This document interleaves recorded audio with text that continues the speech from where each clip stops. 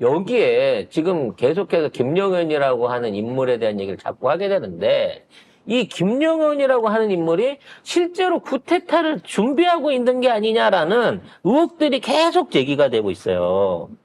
그래서 김병주 의원이 이와 관련한 내용들을 파악을 하고 그에 대한 일종의 이제 앞으로 분쇄 작업을 해 나가겠다라고 이렇게 얘기를 하고 있는데, 이거는 말 그대로 계엄령을 목적으로 둔 치밀한 계획들이 현재 진행 중에 있다는 겁니다.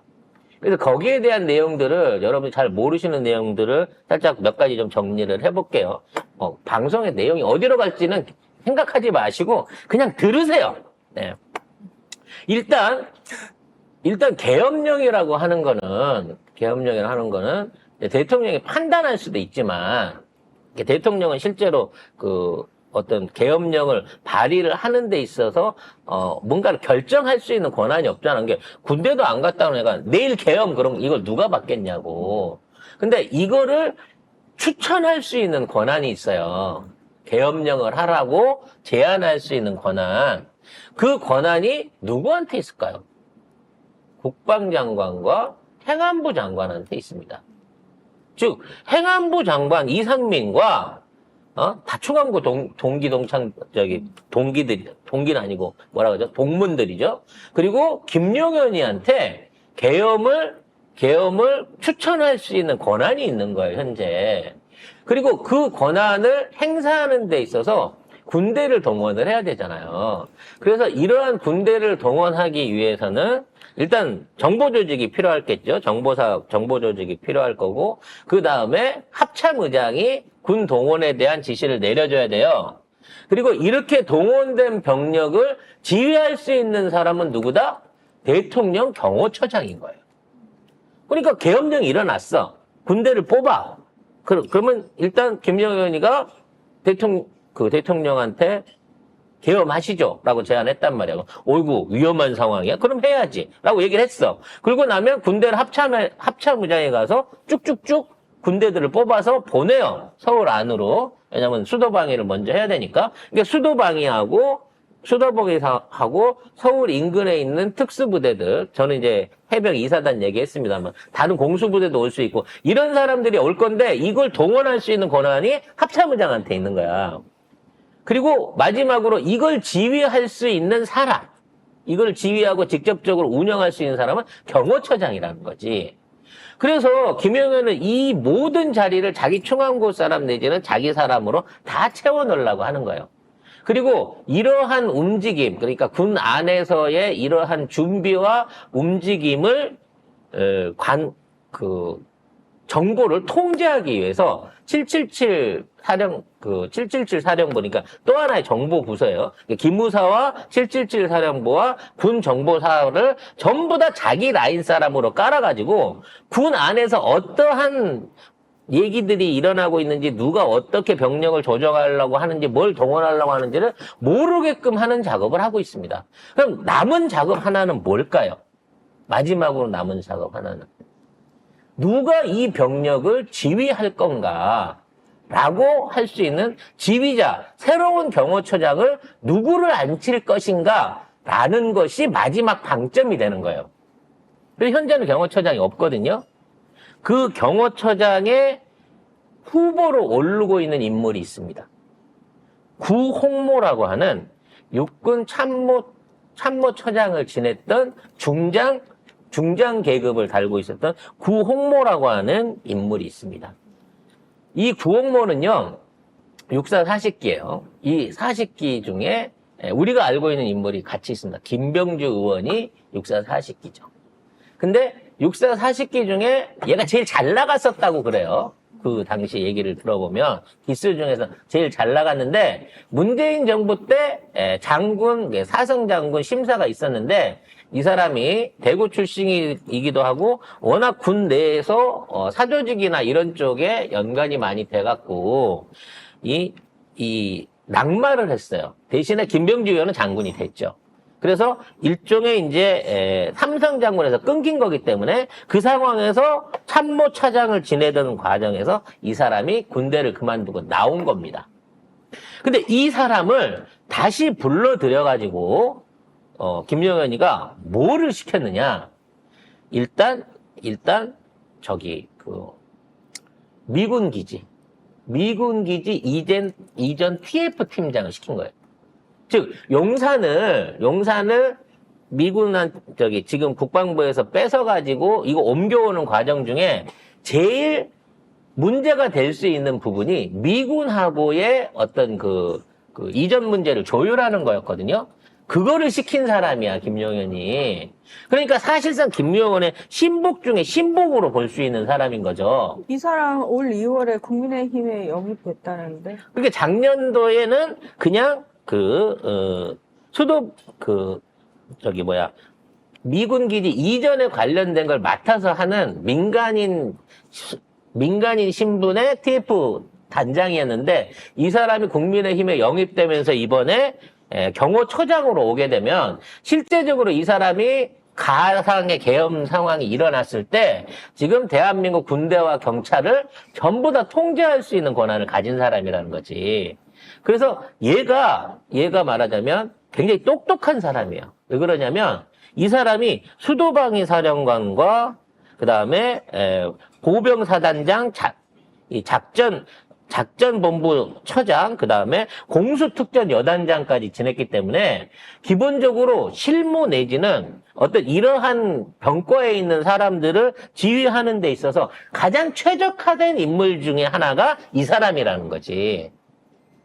따라서 이 인물이 실제적으로 경호처장에 오게 되면 사실은 이 쿠데타 시나리오는 그대로 실행될 가능성이 높다는 거예요.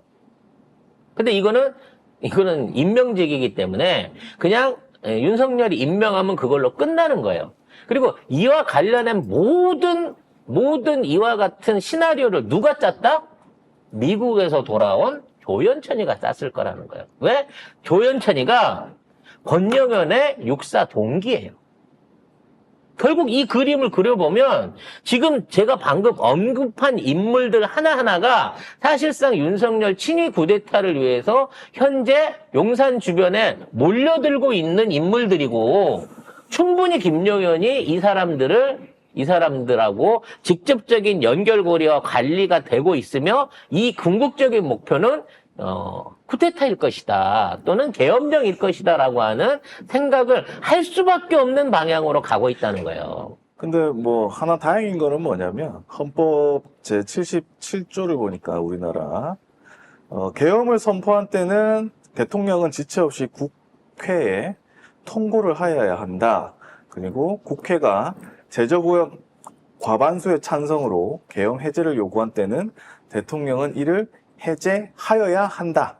그렇죠. 이렇게 돼 있어요. 법으로는 그렇게 돼 있죠. 예전에도 있었어요. 하지만 이승만은 어떻게 했습니까?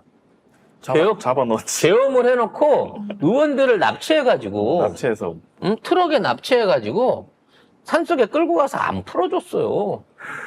이것도 똑같은 겁니다. 법으로 계엄을 선언한 다음에 국회에 통보를 하겠죠. 국회에서 모여가지고 이거를 해제하라고 의결을 해야 되는데 갑자기 반사회적인 국가 반불순 반국가 세력이라고 이재명 대표 이하 최고위원들과 민주당 의원들을 전부 다 구속 구금하는 거예요. 그러면 과반수를 채울 수 있을까요? 못 채워요. 얘네들은 아마 이것까지도 시나리오를 쥐고 있는 게 아닌가라는 생각을 저는 하고 있습니다. 그래서 여러분 꼭 기억해 주세요. 아마도 이번 쿠데타의 실행범이 될 구홍모가 진짜로 이번 주 안에 경호처장으로 발령이 나는지를 보게 되면 이제 우리는 바짝 긴장해야 되는 겁니다. 왜? 전애들이 할 준비가 다 끝났다고 봐야 되는 상황이 그러네요. 되거든요. 계엄이 실행이 되면 원칙과는 이제 다른 상황이 발생할 수 있는데 국회의원 불체포 특권도 사라지죠. 이게 없어져가지고 현행범으로 몰리면은 국회의원 체포가 가능은 합니다. 그럼 검찰이 되든 안 되든 캐비넷을 쫙 풀고 지금 반국가 세력이 국회를 점령하고 제대로 된 국가 운영과 지금 위기 상황 돌파를 방해하고 있다. 저것들은 정북이고 저것들은 반국가 세력이라고 그러고 민주당 의원 100명만 쓱 쓸어 담아버리면 100명이 뭐야? 과반수만 안 되면 되잖아. 어찌 됐거나 필요한 만큼만 쓸어 담아버리면 국회가 할 수 있는 게 아무것도 없어져 버린다는 거지. 근데 그렇게 계엄령이 유지된다고 해도 군인들이 명령을 다 따를까요? 지금 상황이. 그래서 그 군인들 중에 말을 듣는 군인, 말을 안 듣는 군인이 있을 거 아니에요. 그래서 그 군인들을 통제하기 위해서 정보사와 777 기무사를 전부 자기 사람으로 채우려고 한다는 거야. 그 서울에 보면서도 보여지지만 많은 군인들이 그 당시에 전두환을 체포하기 위해서 또는 현재 쿠데타를 막기 위해서 움직이려고 했어요. 근데 그 모든 통신들을 전부 다 그 당시에 도청하고 있었기 때문에 조직적인 군의 동원과 움직임이 안 된 거라고. 그 지금 있는 상황에서 똑같아. 각 군대에 있는 각 부대에 있는 부대장들이 만일에 어떤 방식으로 해갖고 그러면 지금 저 구태타 세력을 물리쳐야 되겠습니까? 누구를 가서 체포를 해야 됩니까? 잡아야 됩니까? 라고 하면 반구태타 세력들이 어떤 형태로든 통신을 하거나 교류를 할 수 있어야 되는데 그거를 담당하고 감청하고 관리할 수 있는 모든 정보 조직들을 전부 김용현이 손에 넣었단 말이야. 그러니까 지금 우리가 군대가 뭔가 하나의 조직으로 돼 있는 것 같지만 다 띄엄띄엄 떨어져 있는데 그 부대원들이 어떻게 알아요? 뭘 알겠어? 지금 상황이 돌아가는 걸 뭘 알겠어? 그 통신과 정보를 장악하고 있단 말이야, 김용현이. 그래서 이게 영화 같은 일이 안 일어난다고 하는 보장을 할 수가 없다는 겁니다.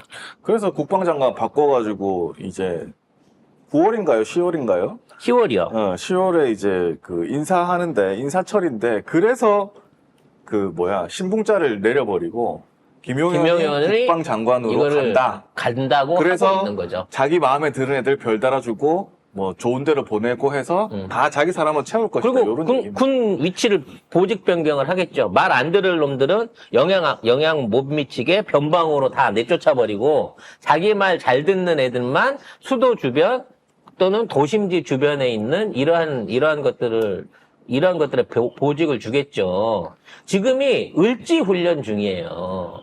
근데 지금 을지 훈련을 하면서 군 부대원들이 지금 서울 시내에 다 들어와 있습니다. 그러면서 각종 진압 통제 훈련을 하고 있어요. 근데 주요 설비 장악 훈련이라 그러죠. 그러니까 주요 있는 그 서울 시내에 중요 지역이 있어. 군이 우선적으로 또는 탈취하거나 아니면 군이 관리 통제에 들어가야 되는 훈련을 하고 있는 지역이 어디냐면 MBC 앞이란 말이에요. MBC 앞에서 기동훈련과 그 다음에 말하자면 획득훈련이니까 그 지역을 점령하는 훈련을 하고 있다니까? 이게 과연 훈련일까? 이게 우연의 일치일까? 나는 그런 생각이 들더라고. 그 계엄이 일어나면 언론 출판 집회 결사의 자유 뭐 이런 게 없어지는 상황이거든요. 그럼 제일 먼저 영향력이 큰 공중파 방송국이 MBC를 점령할 거라고 예상이 되는데 실제 MBC 앞에서 연합 UF의 을지 포커스 하여튼 그 훈련을 하는데 실제 거기서 훈련을 하고 있어요. 지금 그래서 사진이 막 올라오고 이거 뭐 하는 거야? 진짜 연습하는 거야? 이런 얘기가 나오고 있거든요.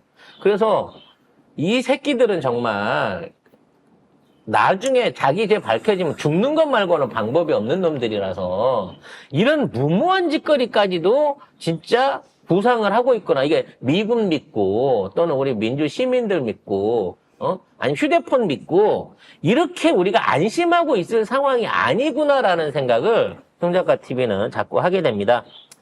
제가 굉장히 인상 깊게 어떤 분이 보내주셔서 읽었던 세르비아 속담이 있어요. 속담의 내용을 보면 정치인은 전쟁을 시작하고 부자는 무기를 대고 가난한 사람은 자녀를 제공한다.